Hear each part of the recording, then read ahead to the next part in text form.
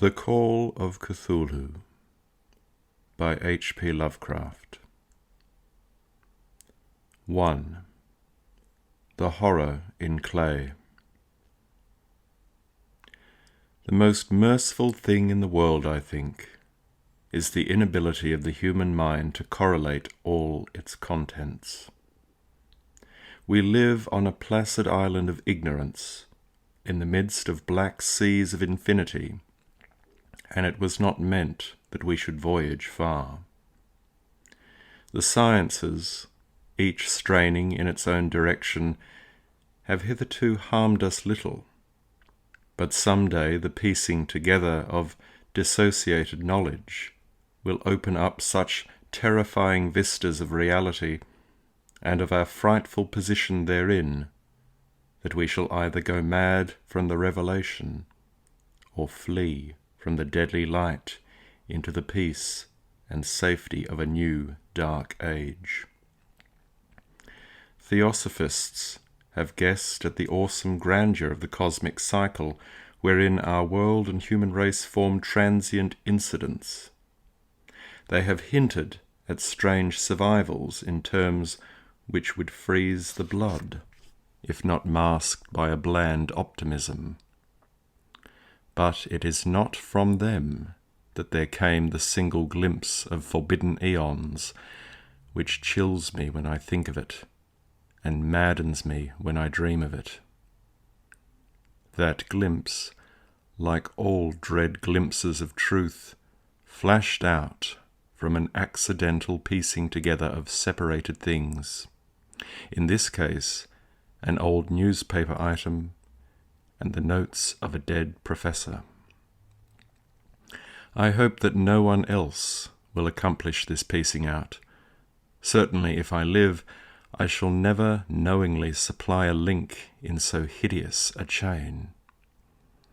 I think that the professor, too, intended to keep silent regarding the part he knew, and that he would have destroyed his notes had not sudden death seized him. My knowledge of the thing began in the winter of 1926-27, with the death of my grand-uncle George Gammell Angel, Professor Emeritus of Semitic Languages in Brown University, Providence, Rhode Island. Professor Angel was widely known as an authority on ancient inscriptions, and had frequently been resorted to by the heads of prominent museums, so that his passing at the age of 92 may be recalled by many.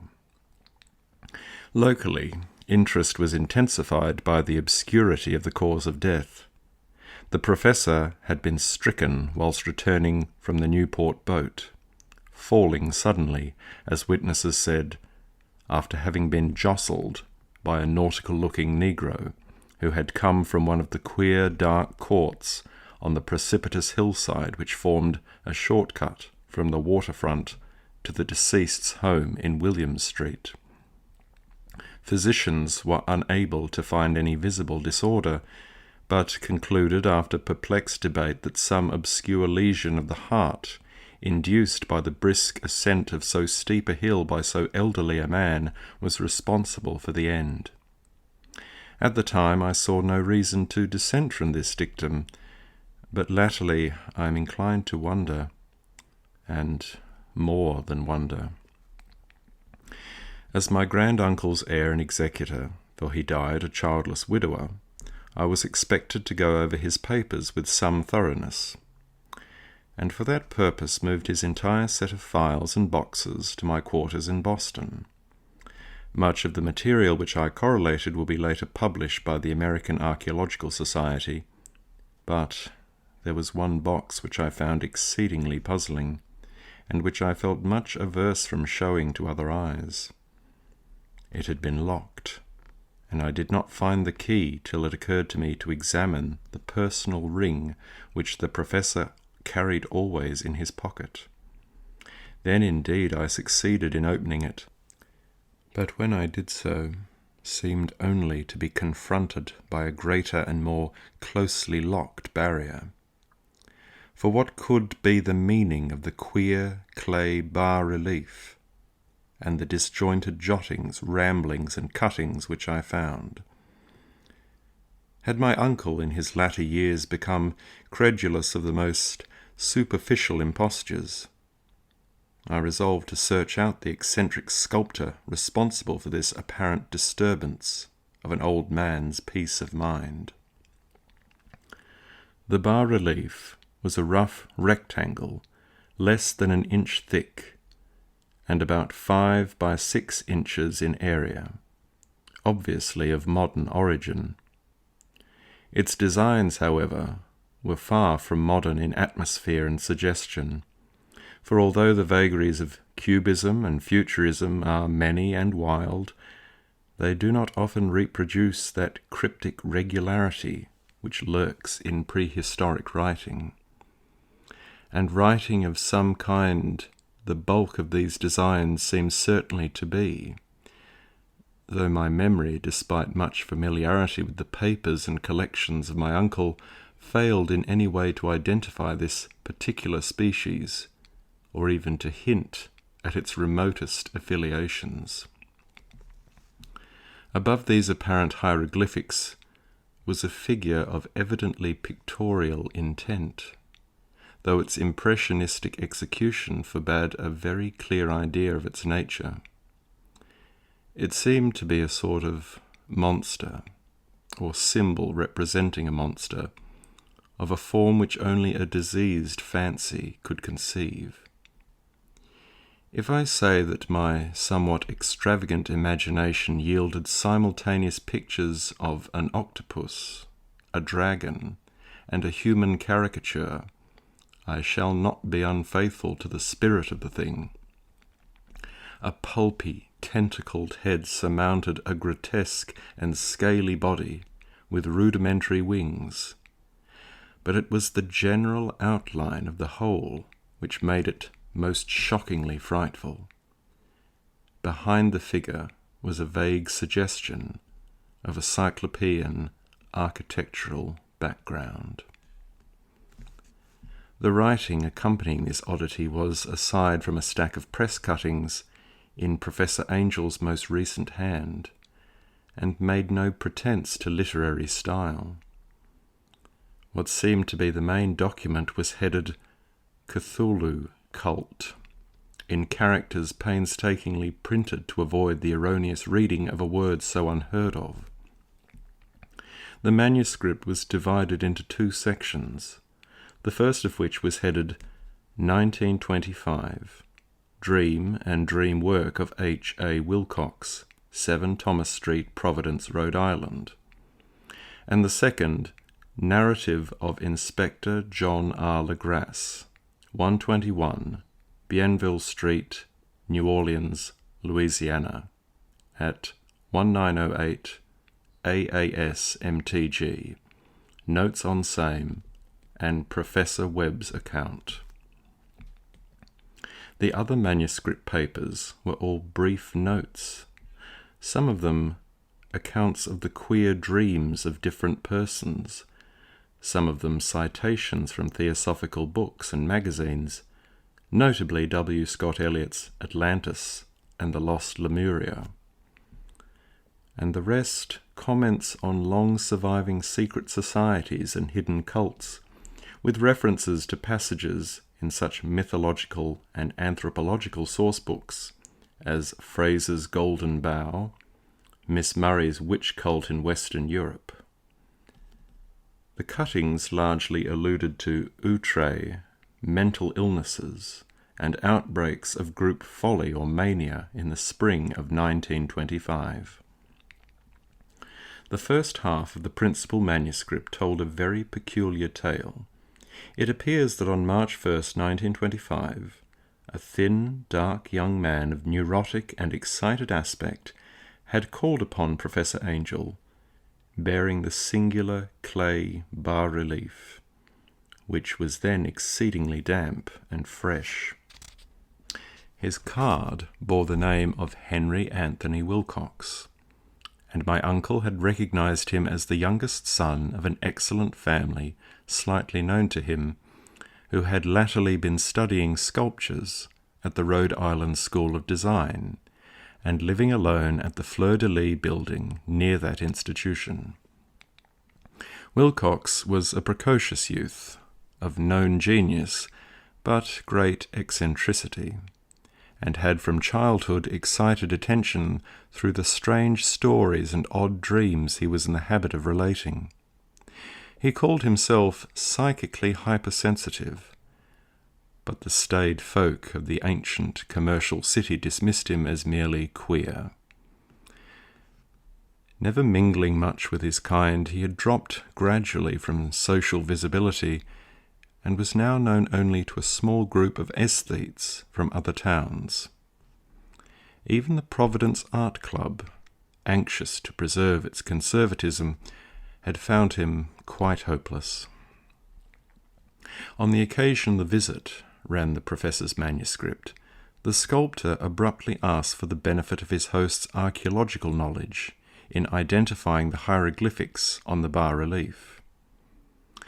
He spoke in a dreamy, stilted manner, which suggested pose and alienated sympathy, and my uncle showed some sharpness in replying, for the conspicuous freshness of the tablet implied kinship with anything but archaeology. Young Wilcox's rejoinder, which impressed my uncle enough to make him recall and record it verbatim, was of a fantastically poetic cast, which must have typified his whole conversation, and which I have since found highly characteristic of him. He said, "It is new indeed, for I made it last night in a dream of strange cities, and dreams are older than brooding Tyre, or the contemplative Sphinx, or garden-girdled Babylon." It was then that he began that rambling tale, which suddenly played upon a sleeping memory and won the fevered interest of my uncle. There had been a slight earthquake tremor the night before, the most considerable felt in New England for some years, and Wilcox's imagination had been keenly affected. Upon retiring, he had an unprecedented dream of great cyclopean cities, of Titan blocks and sky-flung monoliths, all dripping with green ooze and sinister with latent horror. Hieroglyphics had covered the walls and pillars, and from some undetermined point below had come a voice that was not a voice, a chaotic sensation which only fancy could transmute into sound, but which he attempted to render by the almost unpronounceable jumble of letters, Cthulhu, Fatagan. This verbal jumble was the key to the recollection which excited and disturbed Professor Angel. He questioned the sculptor with scientific minuteness, and studied with almost frantic intensity the bas-relief on which the youth had found himself working, chilled and clad only in his night-clothes, when waking had stolen bewilderingly over him. My uncle blamed his old age, Wilcox afterwards said, for his slowness in recognizing both hieroglyphics and pictorial design. Many of his questions seemed highly out of place to his visitor, especially those which tried to connect the latter with strange cults or societies. And Wilcox could not understand the repeated promises of silence, which he was offered in exchange for an admission of membership in some widespread mystical or paganly religious body. When Professor Angel became convinced that the sculptor was indeed ignorant of any cult or system of cryptic lore, he besieged his visitor with demands for future reports of dreams. This bore regular fruit, for after the first interview the manuscript records daily calls of the young man, during which he related startling fragments of nocturnal imagery, whose burden was always some terrible cyclopean vista of dark and dripping stone, with a subterrene voice or intelligence shouting monotonously in enigmatical sense impacts, uninscribable save as gibberish. The two sounds most frequently repeated are those rendered by the letters Cthulhu and Relaya. On March 23rd, the manuscript continued, Wilcox failed to appear, and inquiries at his quarters revealed that he had been stricken with an obscure sort of fever and taken to the home of his family in Waterman Street. He had cried out in the night, arousing several other artists in the building, and had manifested since then only alternations of unconsciousness and delirium. My uncle at once telephoned the family, and from that time forward kept close watch of the case, calling often at the Thayer Street office of Dr. Toby, whom he learned to be in charge. The youth's febrile mind apparently was dwelling on strange things, and the doctor shuddered now and then as he spoke of them. They included not only a repetition of what he had formerly dreamed, but touched wildly on a gigantic thing miles high, which walked or lumbered about. He at no time fully described this object, but occasional frantic words, as repeated by Dr. Toby, convinced the professor that it must be identical with the nameless monstrosity he had sought to depict in his dream sculpture. Reference to this object, the doctor added, was invariably a prelude to the young man's subsidence into lethargy. His temperature, oddly enough, was not greatly above normal, but this whole condition was otherwise such as to suggest true fever rather than mental disorder. On April 2nd, at about 3 p.m., every trace of Wilcox's malady suddenly ceased. He sat upright in bed, astonished to find himself at home and completely ignorant of what had happened in dream or reality since the night of March 22nd. Pronounced well by his physician, he returned to his quarters in 3 days, but to Professor Angel he was of no further assistance. All traces of strange dreaming had vanished with his recovery, and my uncle kept no record of his night thoughts after a week of pointless and irrelevant accounts of thoroughly usual visions. Here the first part of the manuscript ended, but references to certain of the scattered notes gave me much material for thought, so much, in fact, that only the ingrained scepticism then forming my philosophy can account for my continued distrust of the artist. The notes in question were those descriptive of the dreams of various persons covering the same period as that in which young Wilcox had had his strange visitations. My uncle, it seems, had quickly instituted a prodigiously far-flung body of inquiries amongst nearly all the friends whom he could question without impertinence, asking for nightly reports of their dreams and the dates of any notable visions for some time past. The reception of his request seems to have been varied, but he must at the very least have received more responses than any ordinary man could have handled without a secretary. This original correspondence was not preserved, but his notes formed a thorough and really significant digest. Average people in society and business, New England's traditional salt of the earth, gave an almost completely negative result, though scattered cases of uneasy but formless nocturnal impressions appear here and there, always between March 23rd and April 2nd, the period of young Wilcox's delirium. Scientific men were little more affected, though 4 cases of vague description suggest fugitive glimpses of strange landscapes, and in one case there is mentioned a dread of something abnormal. It was from the artists and poets that the pertinent answers came, and I know that panic would have broken loose had they been able to compare notes. As it was, lacking their original letters, I half suspected the compiler of having asked leading questions, or of having edited the correspondence in corroboration of what he had latently resolved to see. That is why I continued to feel that Wilcox, somehow cognizant of the old data which my uncle had possessed, had been imposing on the veteran scientist. These responses from aesthetes told a disturbing tale.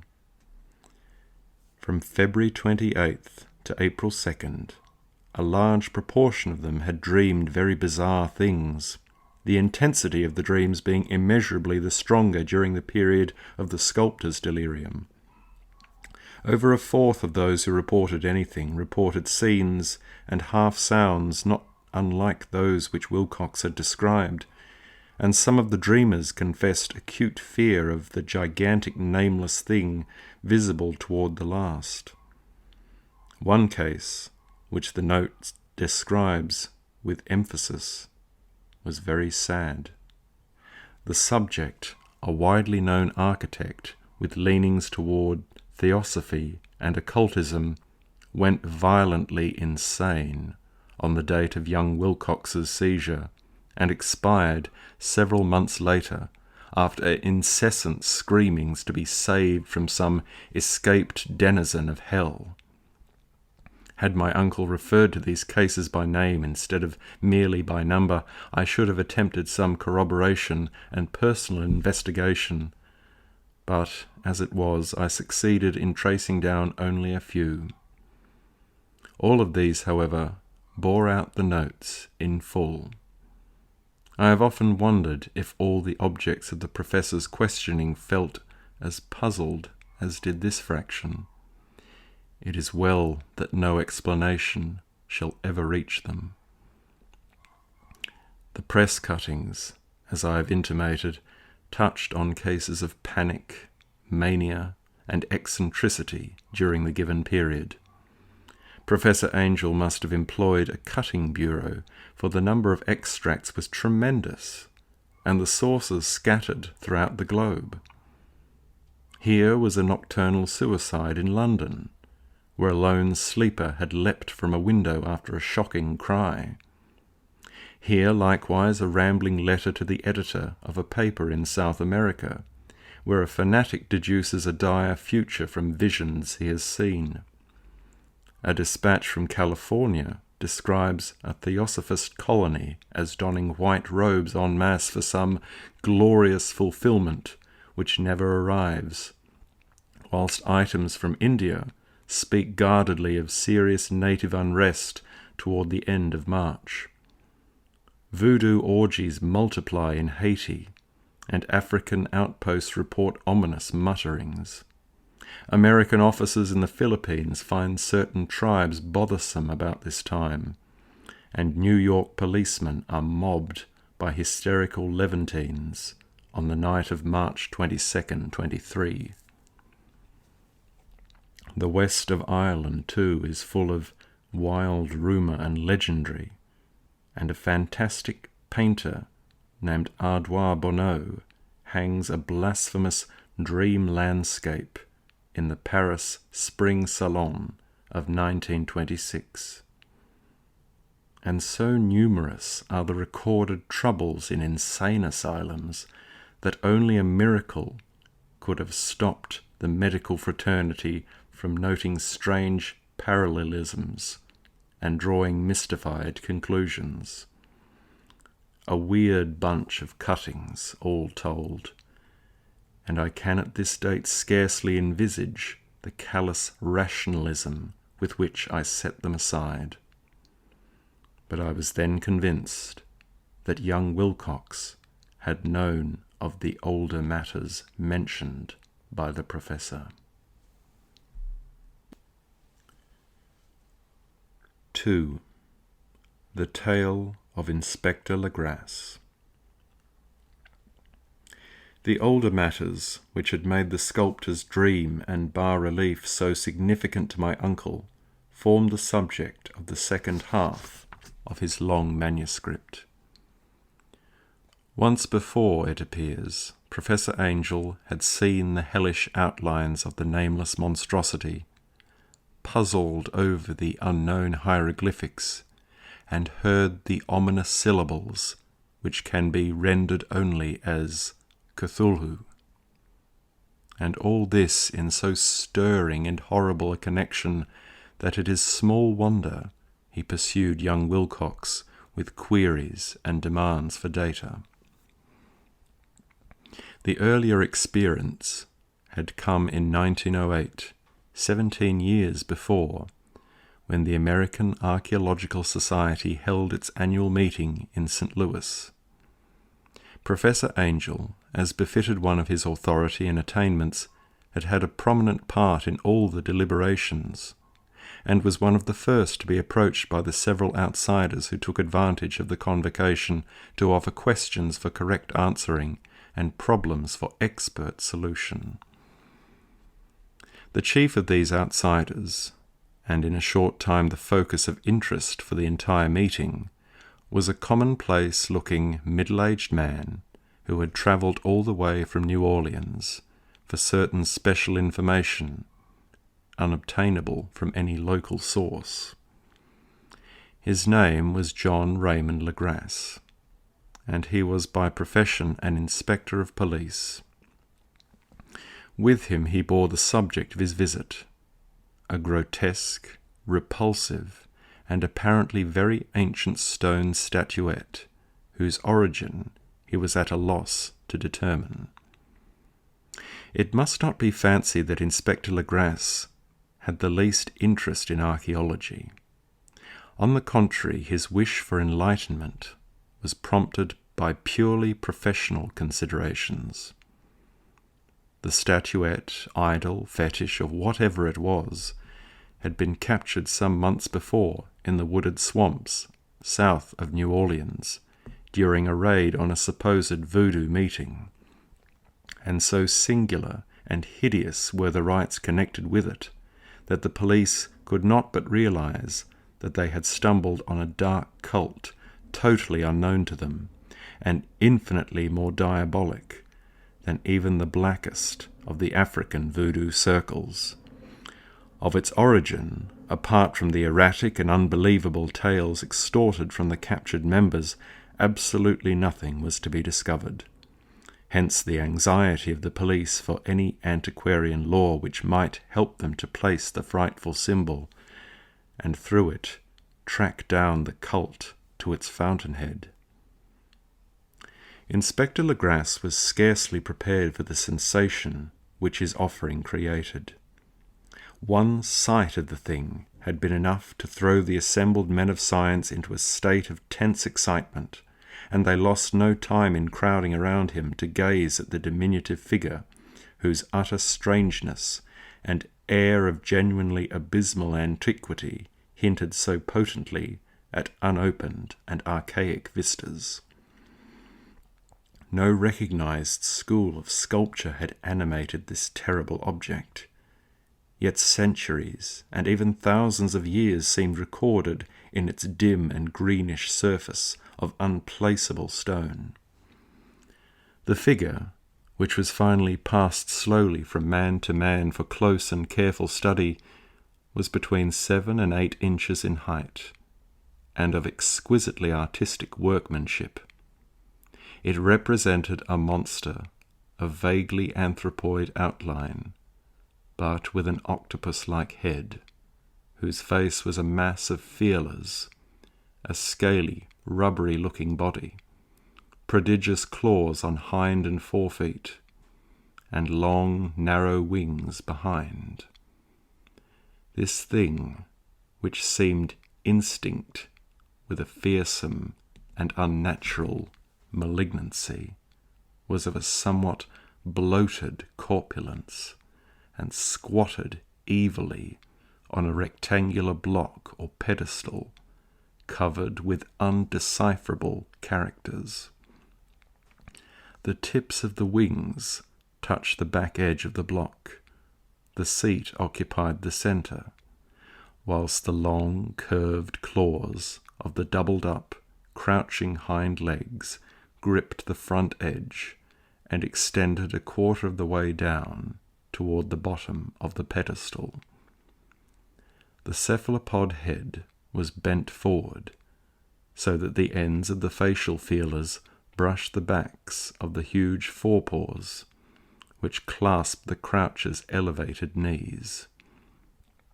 The aspect of the whole was abnormally lifelike, and the more subtly fearful because its source was so totally unknown.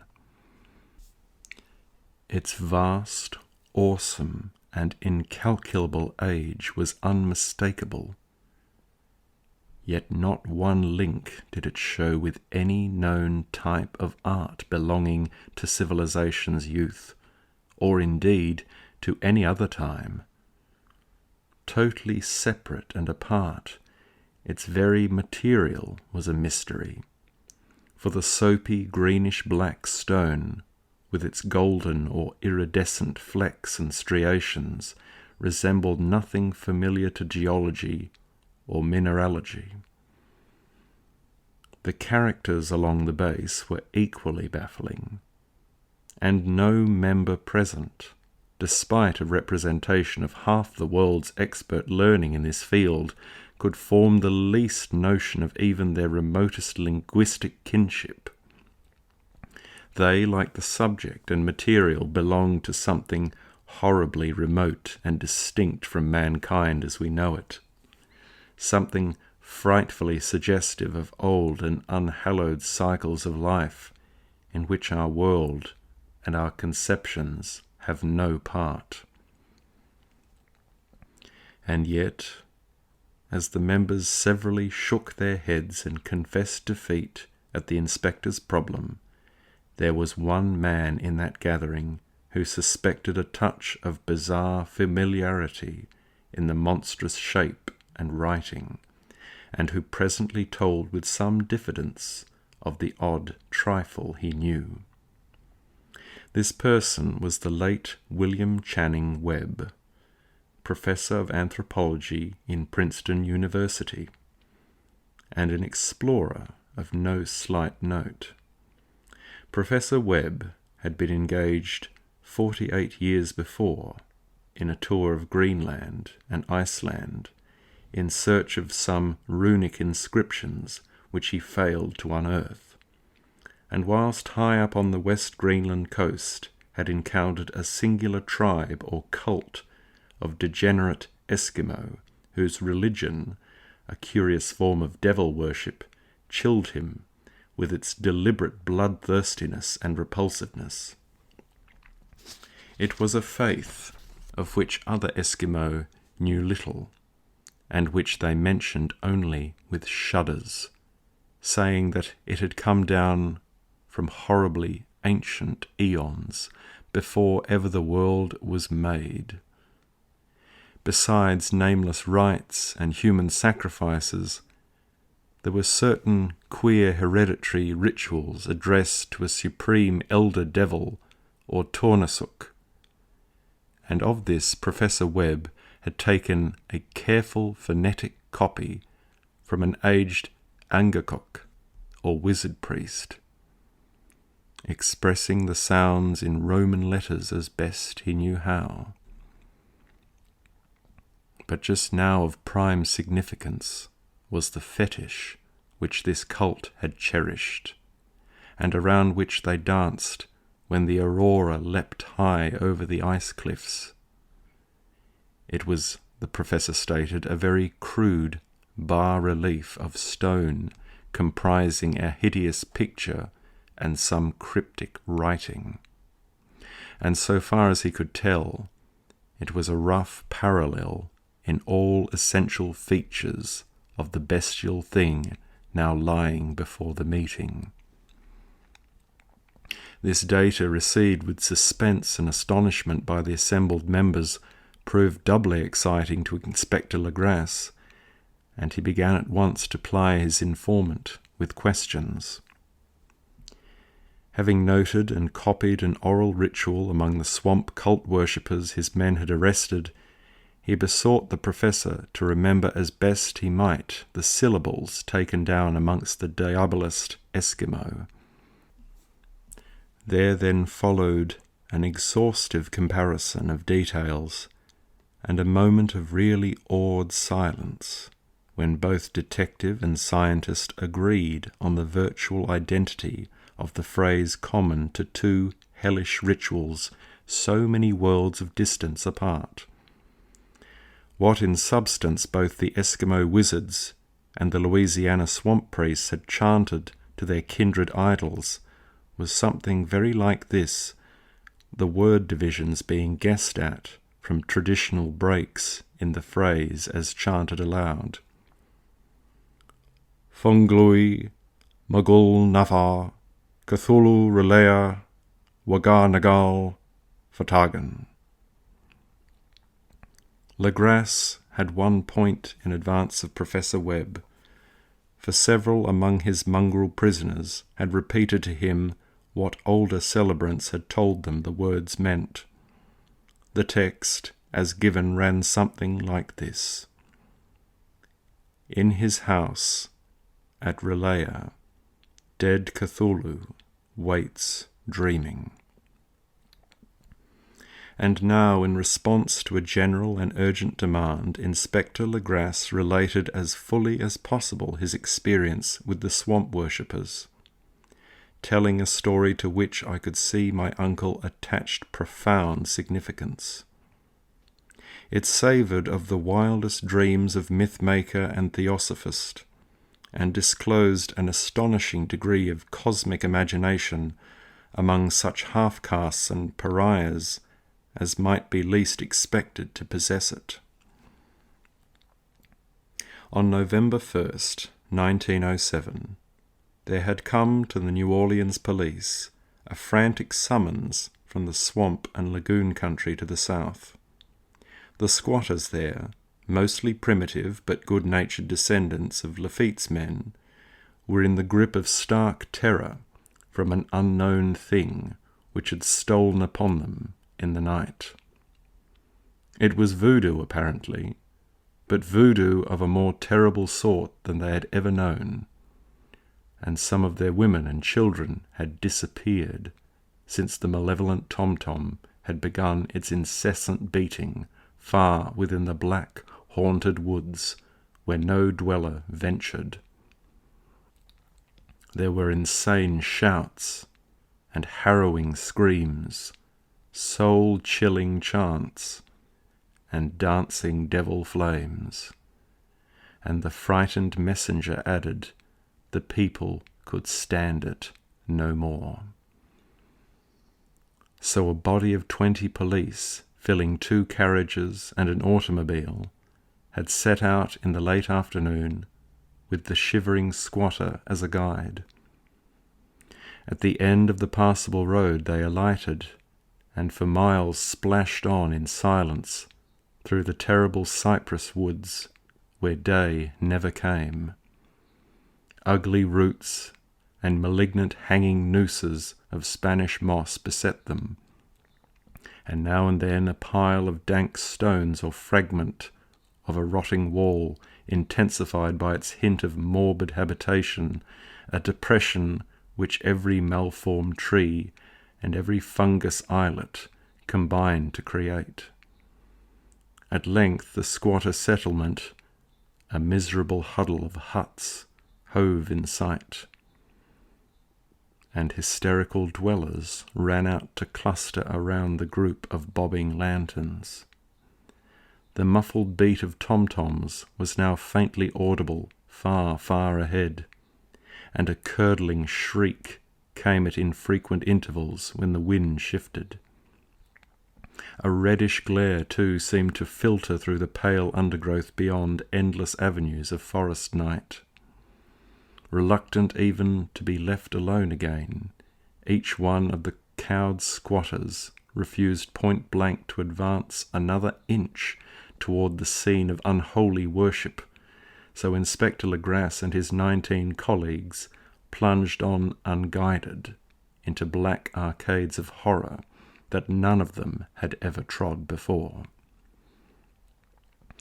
The region now entered by the police was one of traditionally evil repute, substantially unknown and untraversed by white men. There were legends of a hidden lake, unglimpsed by mortal sight, in which dwelt a huge, formless, white polypus thing with luminous eyes, and squatters whispered that bat-winged devils flew up out of caverns in inner earth to worship it at midnight. They said it had been there before d'Iberville, before La Salle, before the Indians, and even before the wholesome beasts and birds of the woods. It was nightmare itself, and to see it was to die. But it made men dream, and so they knew enough to keep away. The present voodoo orgy was indeed on the merest fringe of this abhorred area, but that location was bad enough. Hence perhaps the very place of the worship had terrified the squatters more than the shocking sounds and incidents. Only poetry or madness could do justice to the noises heard by Legrasse's men as they ploughed on through the black morass toward the red glare and the muffled tom-toms. There are vocal qualities peculiar to men and vocal qualities peculiar to beasts, and it is terrible to hear the one when the source should yield the other. Animal fury and orgiastic license here whipped themselves to demoniac heights by howls and squawking ecstasies that tore and reverberated through those nighted woods like pestilential tempests from the gulfs of hell. Now and then the less organized ululation would cease, and from what seemed a well-drilled chorus of hoarse voices would rise in sing-song chant that hideous phrase or ritual: Fungalwi, Mogul Nafar, Cthulhu Relea, Wagarnagal, Fatagan. Then the men, having reached a spot where the trees were thinner, came suddenly in sight of the spectacle itself. 4 of them reeled, 1 fainted, and 2 were shaken into a frantic cry, which the mad cacophony of the orgy fortunately deadened. Legrasse dashed swamp water on the face of the fainting man, and all stood trembling and nearly hypnotized with horror. In a natural glade of the swamp stood a grassy island of perhaps an acre's extent, clear of trees and tolerably dry. On this now leapt and twisted a more indescribable horde of human abnormality than any but a Sime or an Angarola could paint. Void of clothing, this hybrid spawn were braying, bellowing, and writhing about a monstrous ring-shaped bonfire, in the centre of which, revealed by occasional rifts in the curtain of flame, stood a great granite monolith some 8 feet in height, on top of which, incongruous with its diminutiveness, rested the noxious carven statuette. From a wide circle of 10 scaffolds set up at regular intervals, with the flame-girt monoliths as a centre hung, head downward, the oddly marred bodies of the helpless squatters who had disappeared. It was inside this circle that the ring of worshippers jumped and roared, the general direction of the mass motion being from left to right in endless bacchanal between the ring of bodies and the ring of fire. It may have been only imagination, and it may have been only echoes which induced one of the men, an excitable Spaniard, to fancy he heard antiphonal responses to the ritual from some far and unillumined spot deeper within the wood of ancient legendary and horror. This man, Joseph D. Galvez, I later met and questioned, and he proved distractingly imaginative. He indeed went so far as to hint of the faint beating of great wings, and of a glimpse of shining eyes, and a mountainous white bulk beyond the remotest trees. But I suppose he had been hearing too much native superstition. Actually, the horrified pause of the men was of comparatively brief duration. Duty came first, and although there must have been nearly 100 mongrel celebrants in the throng, the police relied on their firearms and plunged determinedly into the nauseous rout. For 5 minutes the resultant din and chaos were beyond description. Wild blows were struck, shots were fired, and escapes were made. But in the end Legrasse was able to count some 47 sullen prisoners, whom he forced to dress in haste and fall into line between 2 rows of policemen. 5 of the worshippers lay dead, and 2 severely wounded ones were carried away on an improvised stretcher by their fellow prisoners. The image on the monolith, of course, was carefully removed and carried back by Legrasse. Examined at headquarters after a trip of intense strain and weariness, the prisoners all proved to be men of a very low, mixed-blooded and mentally aberrant type. Most were seamen, and a sprinkling of Negroes and mulattoes, largely West Indians or Brava Portuguese from the Cape Verde Islands, gave a colouring of voodooism to the heterogeneous cult. But before many questions were asked, it became manifest that something far deeper and older than Negro fetishism was involved. Degraded and ignorant as they were, the creatures held with surprising consistency to the central idea of their loathsome faith. They worshipped, so they said, the great old ones, who lived ages before there were any men, and who came to the young world out of the sky. Those old ones were now gone, inside the earth and under the sea.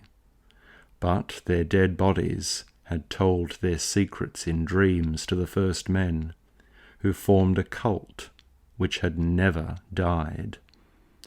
This was that cult, and the prisoners said it had always existed and would always exist, hidden in distant wastes and dark places all over the world until the time when the great priest Cthulhu, from his dark house in the mighty city of Relaya, under the waters, should rise and bring the earth again beneath his sway. Some day he would call, when the stars were ready, and the secret cult would always be waiting to liberate him.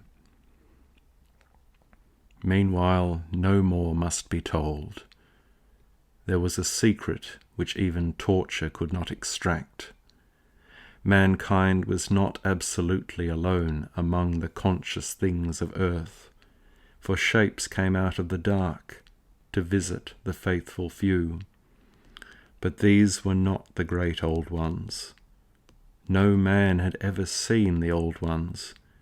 The carven idol was great Cthulhu, but none might say whether or not the others were precisely like him.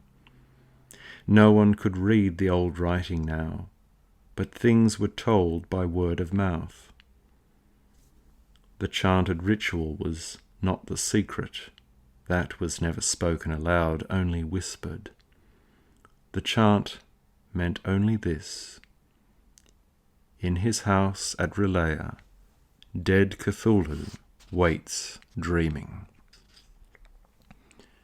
Only 2 of the prisoners were found sane enough to be hanged, and the rest were committed to various institutions. All denied a part in the ritual murders, and averred that the killing had been done by black winged ones, which had come to them from their immemorial meeting place in the haunted wood. But of those mysterious allies no coherent account could ever be gained. What the police did extract came mainly from an immensely aged mestizo named Castro, who claimed to have sailed to strange ports and talked with undying leaders of the cult in the mountains of China. Old Castro remembered bits of hideous legend that paled the speculations of theosophists and made man and the world seem recent and transient indeed. There had been eons when other things ruled on the earth, and they had had great cities. The remains of them, he said, the deathless Chinaman had told him, were still to be found as cyclopean stones on islands in the Pacific. They all died vast epochs of time before men came, but there were arts which could revive them, when the stars had come round again to the right positions in the cycle of eternity. They had indeed come themselves from the stars, and brought their images with them. These great old ones, Castro continued, were not composed altogether of flesh and blood. They had shape, for did not this star-fashioned image prove it? But that shape was not made of matter. When the stars were right, they could plunge from world to world through the sky, but when the stars were wrong, they could not live. But although they no longer lived, they would never really die. They all lay in stone houses in their great city of Relaya, preserved by the spells of mighty Cthulhu, for a glorious resurrection when the stars and the earth might once more be ready for them. But at that time, some force from outside must serve to liberate their bodies.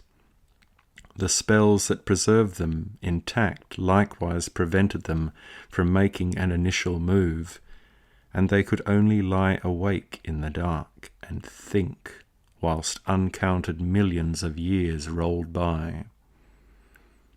They knew all that was occurring in the universe, but their mode of speech was transmitted thought. Even now they talked in their tombs.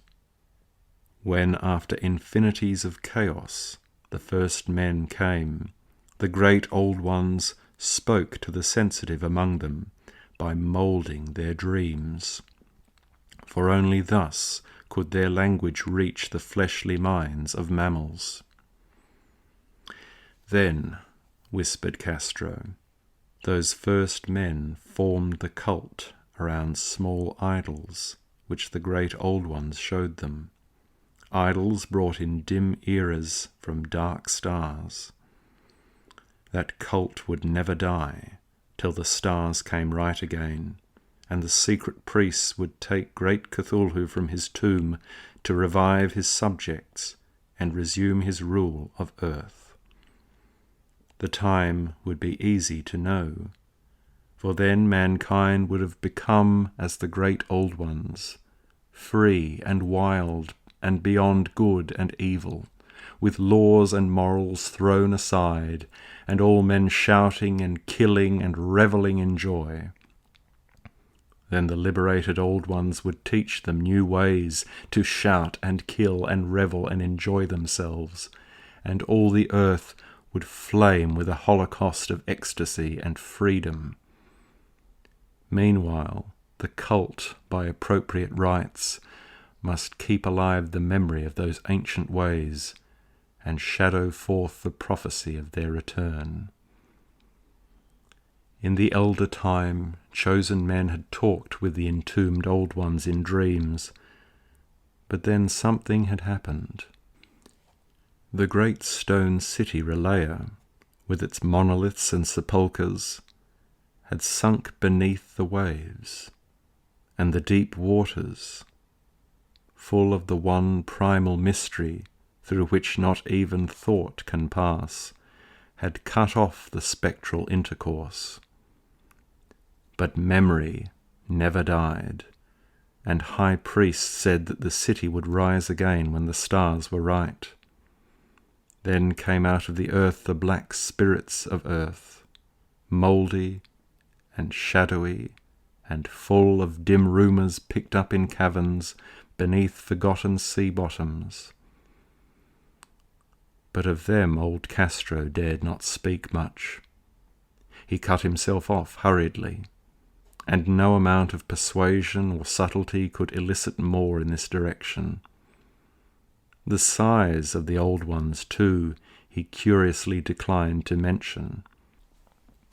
Of the cult, he said that he thought the centre lay amid the pathless deserts of Arabia, where Irem, the city of pillars, dreams hidden and untouched. It was not allied to the European witch cult, and was virtually unknown beyond its members.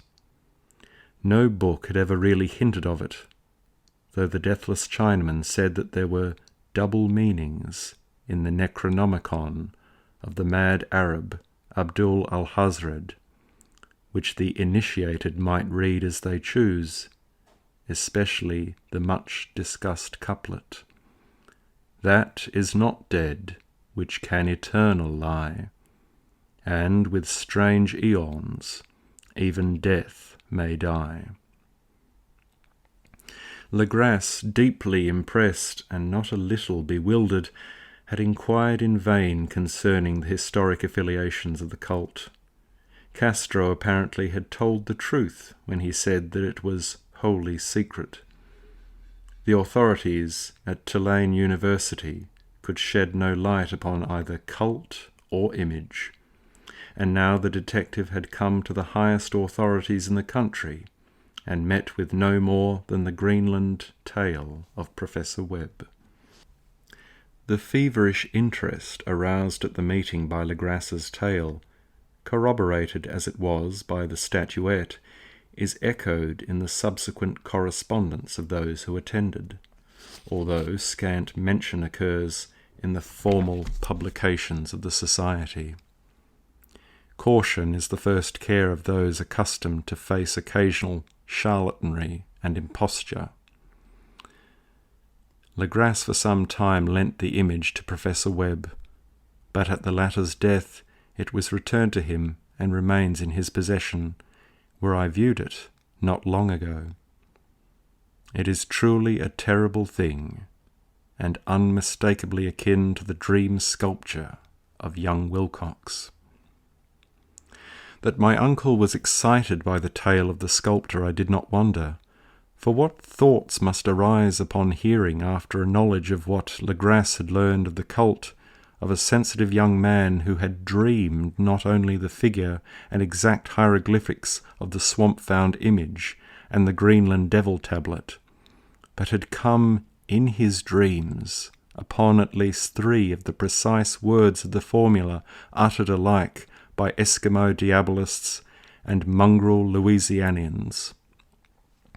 Professor Angel's instant start on an investigation of the utmost thoroughness was eminently natural, though privately I suspected young Wilcox of having heard of the cult in some indirect way, and of having invented a series of dreams to heighten and continue the mystery at my uncle's expense. The dream narratives and cuttings collected by the professor were of course strong corroboration, but the rationalism of my mind and the extravagance of the whole subject led me to adopt what I thought the most sensible conclusions.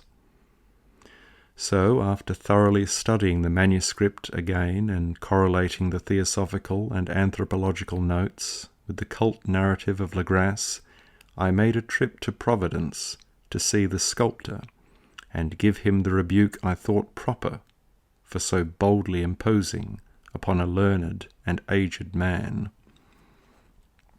Wilcox still lived alone in the Fleur-de-Lis building in Thomas Street, a hideous Victorian imitation of 17th-century Breton architecture, which flaunts its stuccoed front amidst the lovely colonial houses on the ancient hill, and under the very shadow of the finest Georgian steeple in America.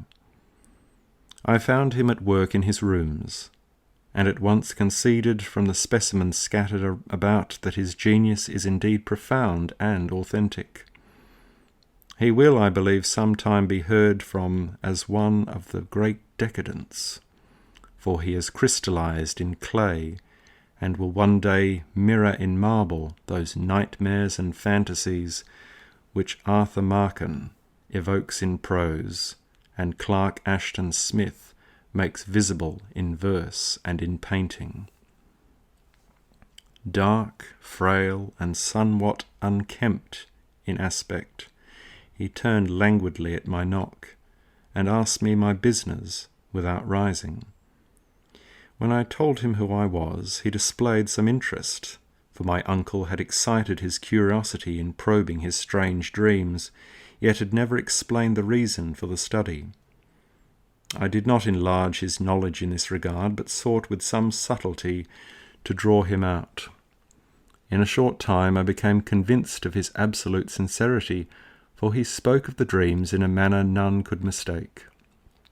They and their subconscious residuum had influenced his art profoundly, and he showed me a morbid statue whose contours almost made me shake with the potency of its black suggestion. He could not recall having seen the original of this thing except in his own dream bas-relief, but the outlines had formed themselves insensibly under his hands. It was, no doubt, the giant shape he had raved of in delirium. That he really knew nothing of the hidden cult, save from what my uncle's relentless catechism had let fall, he soon made clear. And again I strove to think of some way in which he could possibly have received the weird impressions.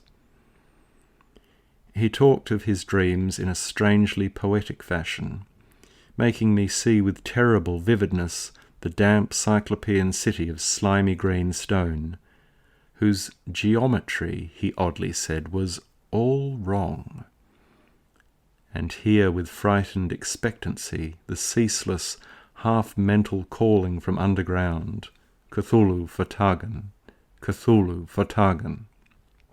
These words had formed part of that dread ritual which I told of dead Cthulhu's dream vigil in his stone vault at Relaya, and I felt deeply moved despite my rational beliefs.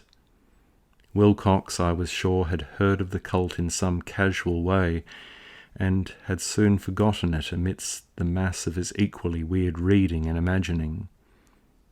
Later, by virtue of its sheer impressiveness, it had found subconscious expression in dreams, in the bas-relief and in the terrible statue I now beheld, so that his imposture upon my uncle had been a very innocent one. The youth was of a type at once slightly affected and slightly ill-mannered, which I could never like, but I was willing enough now to admit both his genius and his honesty. I took leave of him amicably, and wish him all the success his talent promises. The matter of the cult still remained to fascinate me, and at times I had visions of personal fame from researches into its origin and connections. I visited New Orleans, and talked with Legrasse and others of that old-time raiding party, saw the frightful image, and even questioned such of the mongrel prisoners as still survived. Old Castro, unfortunately, had been dead for some years. What I now heard so graphically at first hand, though it was really no more than a detailed confirmation of what my uncle had written, excited me afresh, for I felt sure that I was on the track of a very real, very secret, and very ancient religion, whose discovery would make me an anthropologist of note. My attitude was still one of absolute materialism, as I wish it still were, and I discounted with almost inexplicable perversity the coincidence of the dream notes and odd cuttings collected by Professor Angel. one thing I began to suspect, and which I now fear I know, is that my uncle's death was far from natural. He fell on a narrow hill street leading up from an ancient waterfront, swarming with foreign mongrels, after a careless push from a Negro sailor. I did not forget the mixed blood and marine pursuits of the cult members in Louisiana, and would not be surprised to learn of secret methods and poison needles as ruthless and as anciently known as the cryptic rites and beliefs.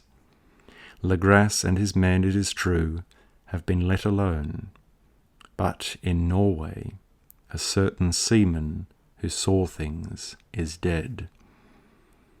Might not the deeper inquiries of my uncle after encountering the sculptor's data have come to sinister ears? I think Professor Angel died because he knew too much, or because he was likely to learn too much. Whether I shall go as he did remains to be seen, for I have learned much now.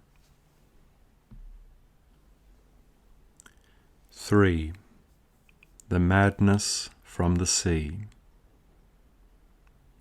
If heaven ever wishes to grant me a boon, it will be a total effacing of the results of a mere chance which fixed my eye on a certain stray piece of shelf paper.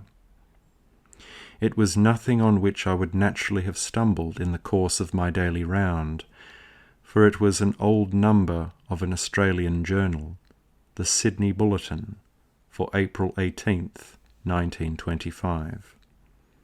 It had escaped even the Cutting Bureau, which had at the time of its issuance been avidly collecting material for my uncle's research.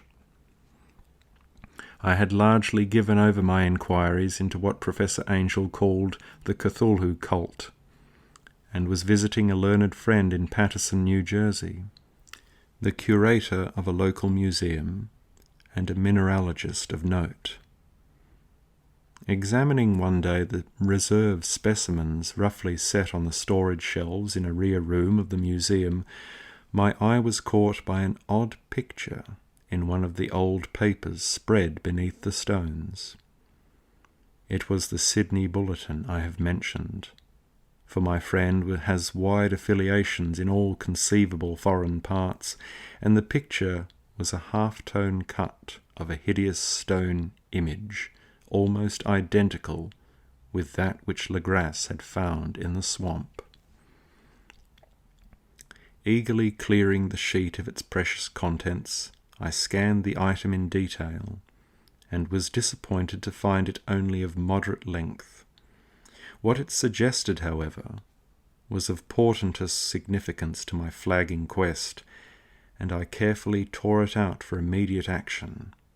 It read as follows: Mystery derelict found at sea. Vigilant arrives with helpless armed New Zealand yacht in tow. One survivor and dead man found aboard. Tale of desperate battle and deaths at sea. Rescued seaman refuses particulars of strange experience. Odd idol found in his possession. Inquiry to follow. The Morrison Company's freighter Vigilant, bound from Valparaiso, arrived this morning at its wharf in Darling Harbour, having in tow the battled and disabled but heavily armed steam yacht Alert of Dunedin, New Zealand, which was sighted April 12th in south latitude 34 degrees 21, west longitude 152 degrees 17, with one living and one dead man aboard. The Vigilant left Valparaiso March 25th, and on April 2nd was driven considerably south of her course by exceptionally heavy storms and monster waves. On April 12th the derelict was sighted, and though apparently deserted, was found upon boarding to contain one survivor in a half-delirious condition, and one man who had evidently been dead for more than a week.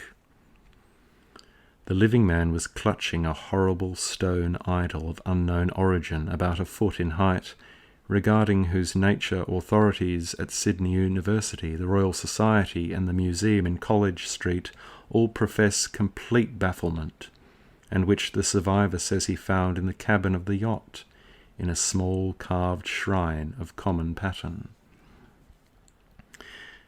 This man, after recovering his senses, told an exceedingly strange story of piracy and slaughter.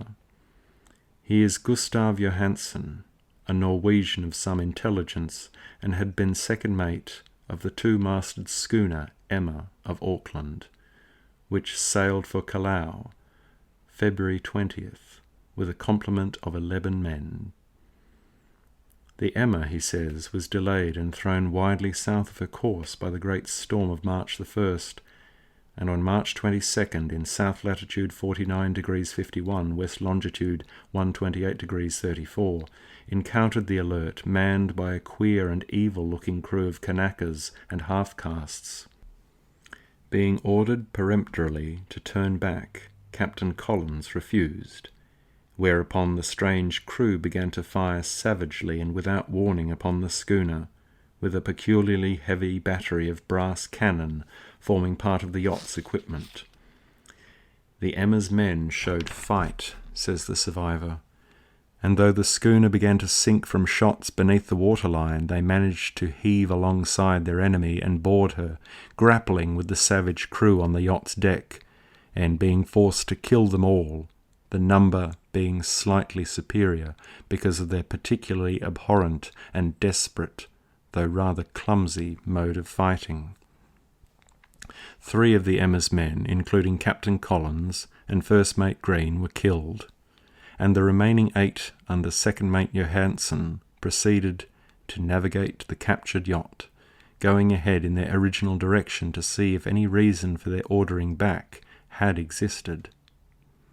The next day, it appears, they raised and landed on a small island, although none is known to exist in that part of the ocean, and 6 of the men somehow died ashore, though Johansen is queerly reticent about this part of the story, and speaks only of their falling into a rock chasm.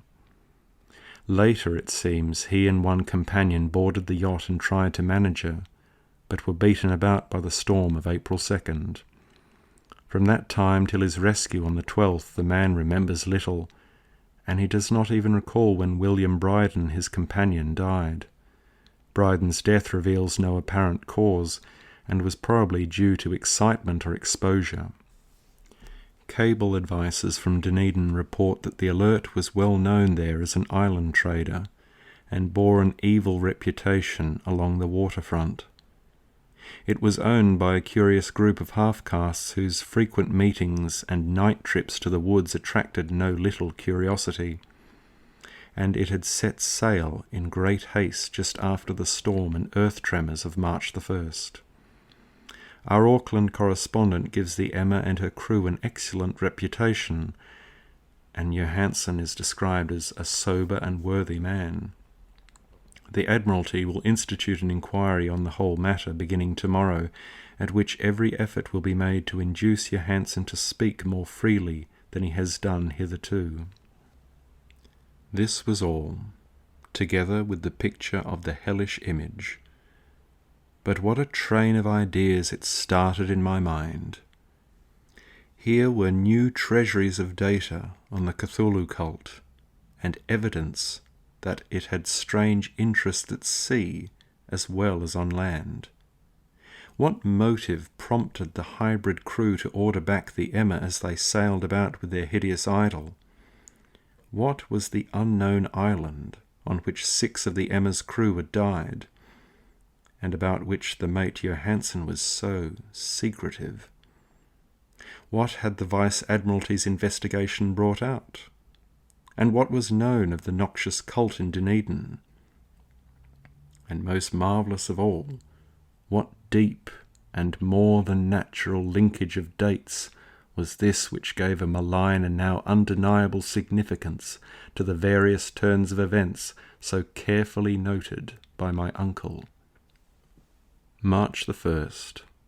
Our February 28th, according to the international dateline, the earthquake and storm had come.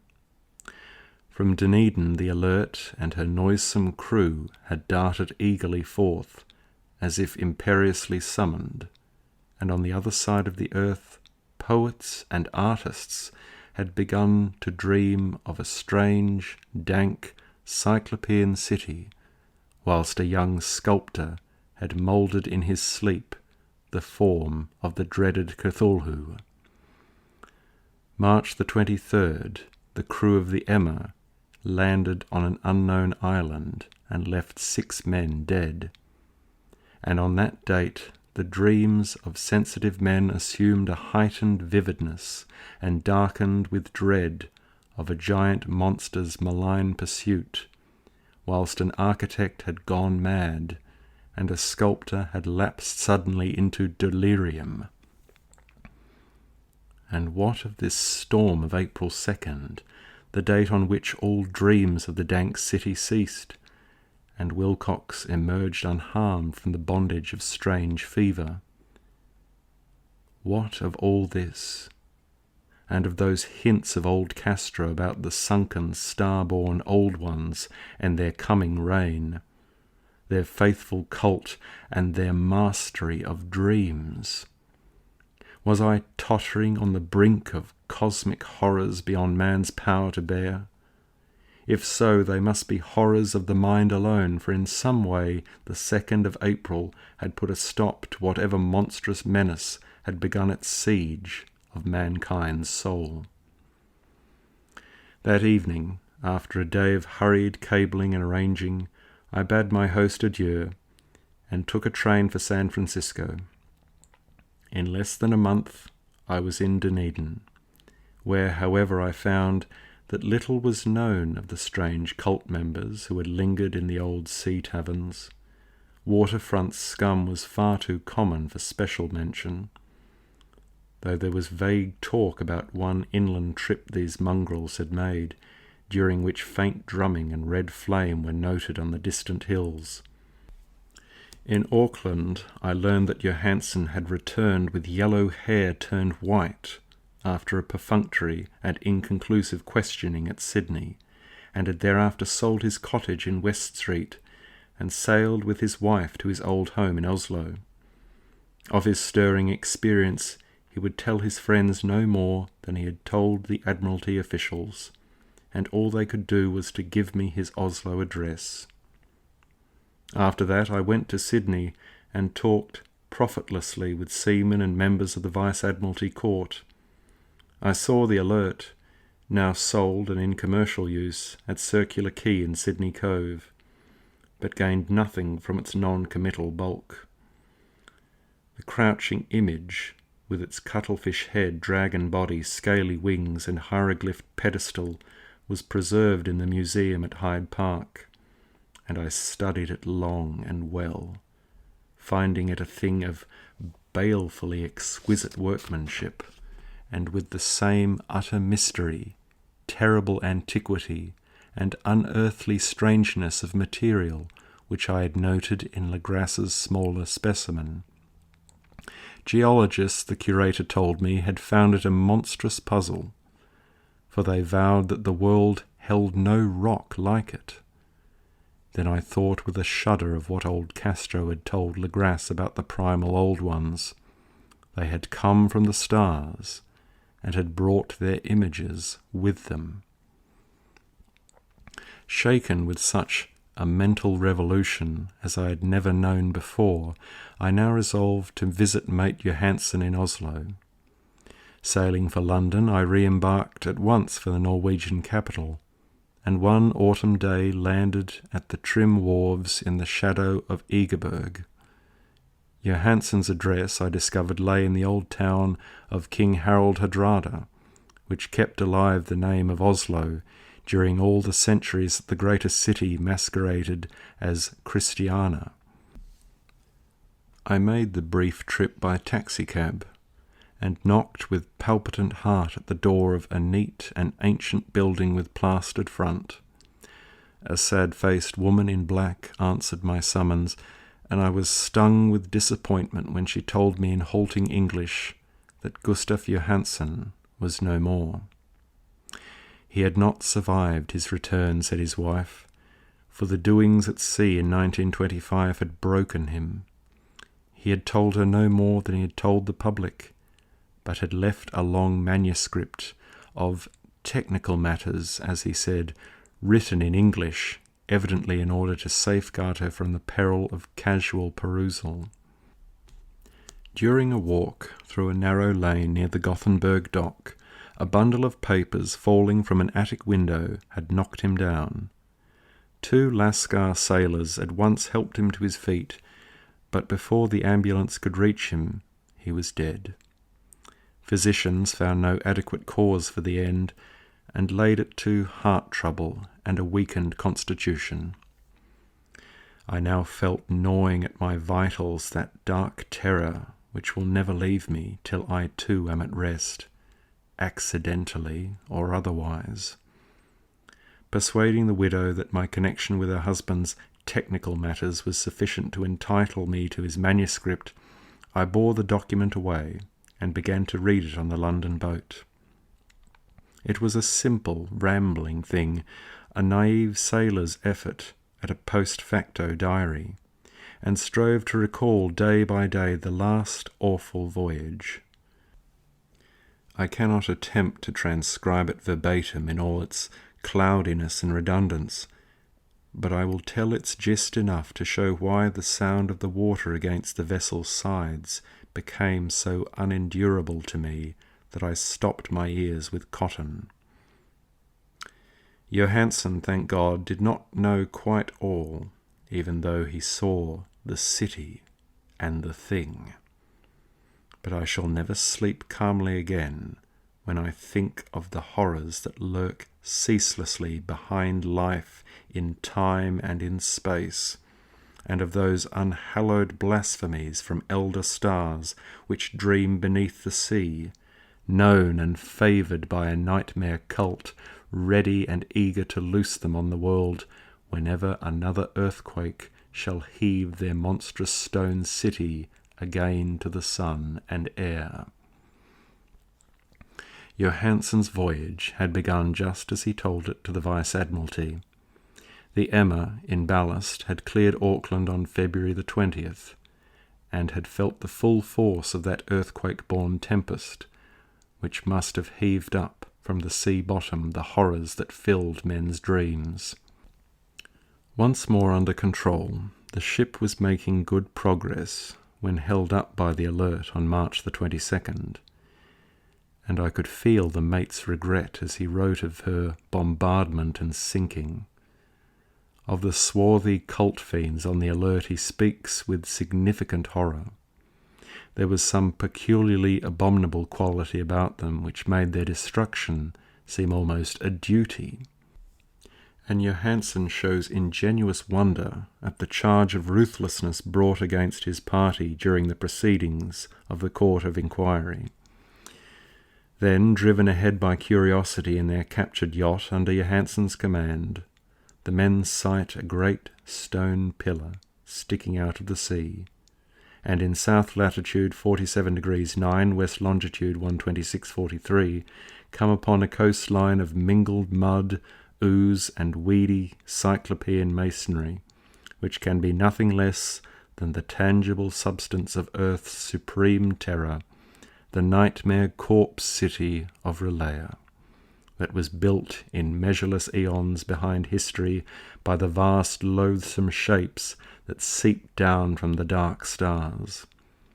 There lay great Cthulhu and his hordes, hidden in green slimy vaults, and sending out at last, after cycles incalculable, the thoughts that spread fear to the dreams of the sensitive, and called imperiously to the faithful to come on a pilgrimage of liberation and restoration.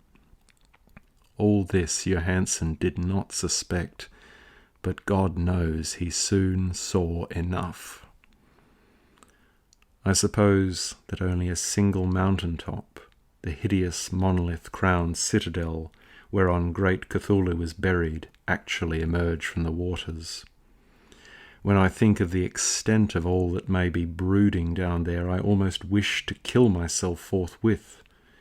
Johansen and his men were awed by the cosmic majesty of this dripping Babylon of elder demons, and must have guessed without guidance that it was nothing of this or of any sane planet.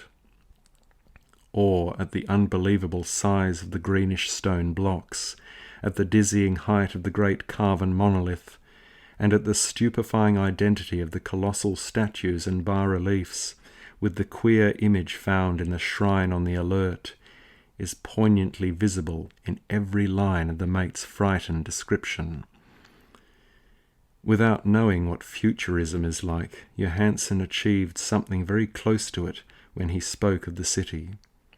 For instead of describing any definite structure or building, he dwells only on broad impressions of vast angles and stone surfaces. Surfaces too great to belong to anything right or proper for this earth, and impious with horrible images and hieroglyphs. I mention his talk about angles because it suggests something Wilcox had told me of his awful dreams. He had said that the geometry of the dream place he saw was abnormal, non-Euclidean, and loathsomely redolent of spheres and dimensions apart from ours. Now an unlettered seaman felt the same thing whilst gazing at the terrible reality. Johansen and his men landed at a sloping mudbank on this monstrous acropolis, and clambered slipperily up over Titan oozy blocks, which could have been no mortal staircase. The very sun of heaven seemed distorted when viewed through the polarizing miasma welling out from this sea-soaked perversion, and twisted menace and suspense lurked leeringly in those crazily elusive angles of carven rock, where a second glance showed concavity after the first showed convexity. Something very like fright had come over all the explorers before anything more definite than rock and ooze and weed was seen. Each would have fled had he not feared the scorn of the others, and it was only half-heartedly that they searched, vainly as it proved, for some portable souvenir to bear away. It was Rodriguez the Portuguese who climbed up the foot of the monolith and shouted of what he had found. The rest followed him, and looked curiously at the immense carved door with the now familiar squid dragon bas-relief. It was, Johansen said, like a great barn door, and they all felt that it was a door because of the ornate lintel, threshold, and jambs around it, though they could not decide whether it lay flat like a trapdoor, or slantwise like an outside cellar door. As Wilcox would have said, the geometry of the place was all wrong. One could not be sure that the sea and the ground were horizontal, hence the relative position of everything else seemed phantasmally variable. Bryden pushed at the stone in several places without result. Then Donovan felt over it delicately around the edge, pressing each point separately as he went. He climbed interminably along the grotesque stone moulding. That is, one would call it climbing if the thing was not after all horizontal. And the men wondered how any door in the universe could be so vast. Then very softly and slowly the acre-great panel began to give inward at the top, and they saw that it was balanced. Donovan slid or somehow propelled himself down along the jamb and rejoined his fellows, and everyone watched the queer recession of the monstrously carven portal. In this fantasy of prismatic distortion, it moved anomalously in a diagonal way, so that all the rules of matter and perspective seemed upset. The aperture was black, with a darkness almost material. That tenebrousness was indeed a positive quality, for it obscured such parts of the inner walls as ought to have been revealed, and actually burst forth like smoke from its eon-long imprisonment, visibly darkening the sun as it slunk away into the shrunken and gibbous sky on flapping, membranous wings. The odour arising from the newly opened depths was intolerable, and at length the quick-eared Hawkins thought he heard a nasty slopping sound down there. Everyone listened, and everyone was listening still when it lumbered slobberingly into sight and gropingly squeezed its gelatinous green immensity through the black doorway into the tainted outside air of that poison city of madness.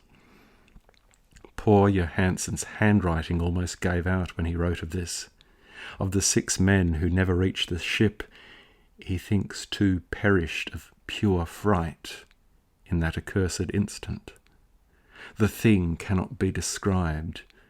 There is no language for such abysms of shrieking and immemorial lunacy, such eldritch contradictions of all matter, force, and cosmic order. A mountain walked or stumbled. God, what wonder that across the earth a great architect went mad and poor Wilcox raved with fear in that telepathic instant. The thing of the idols, the green, sticky spawn of the stars, had awaked to claim his own. The stars were right again, and what an age-old cult had failed to do so by design, a band of innocent sailors had done by accident. After vigintillions of years, great Cthulhu was loose again and ravening for delight.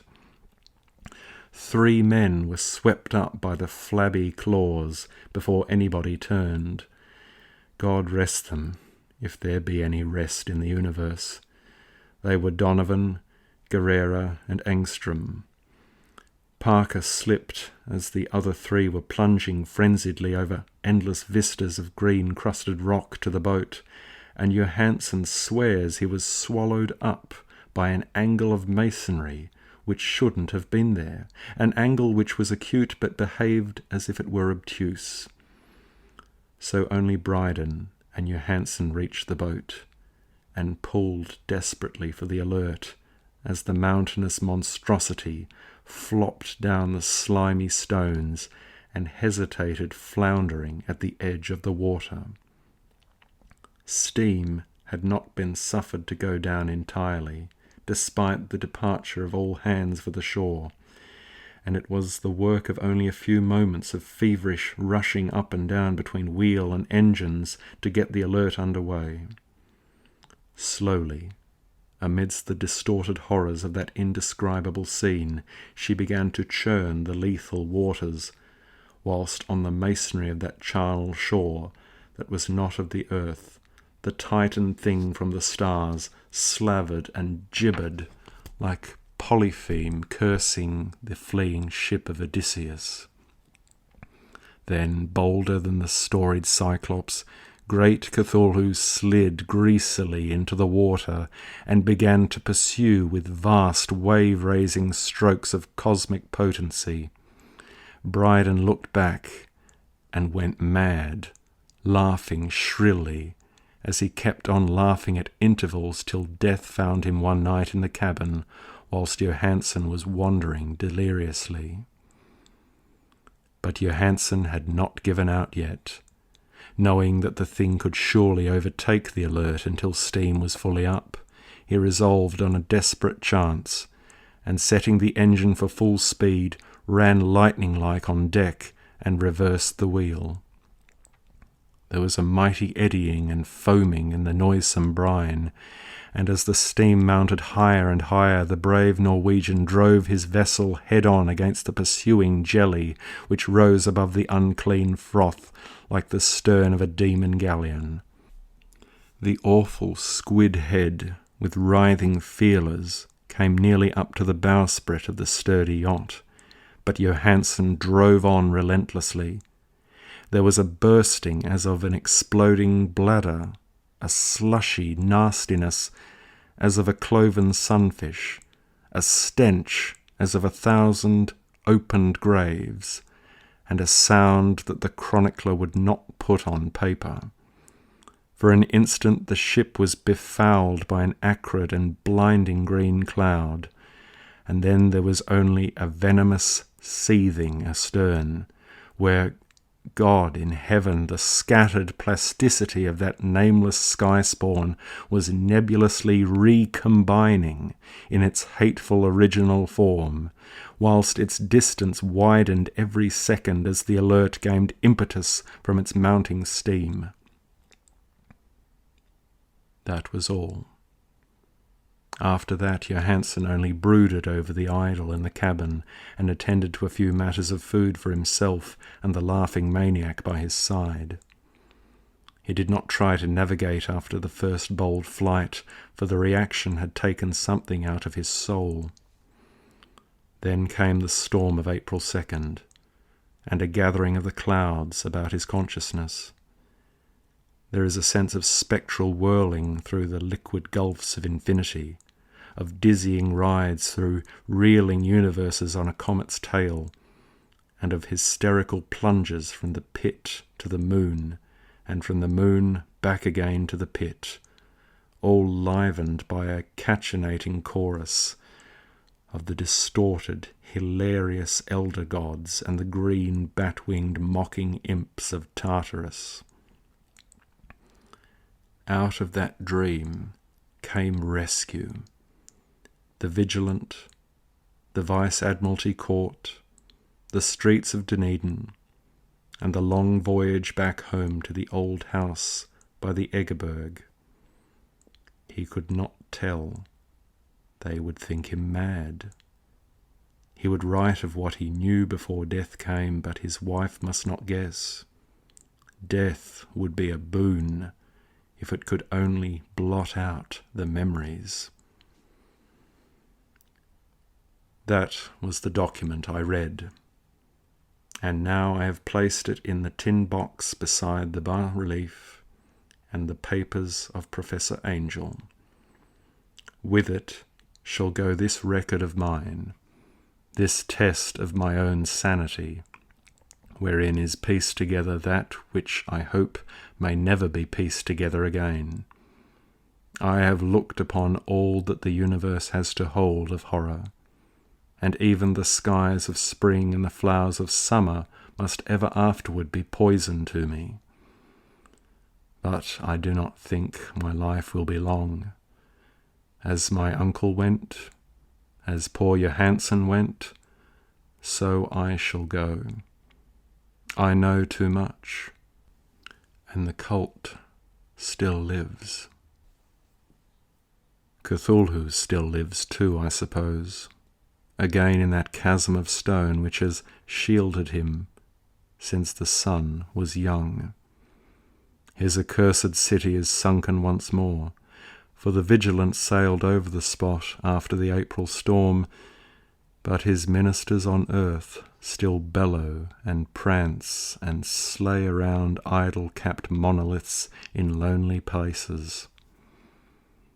He must have been trapped by the sinking whilst within his black abyss, or else the world would by now be screaming with fright and frenzy. Who knows the end? What has risen may sink, and what has sunk may rise. Loathsomeness waits, and dreams in the deep, and decay spreads over the tottering cities of men.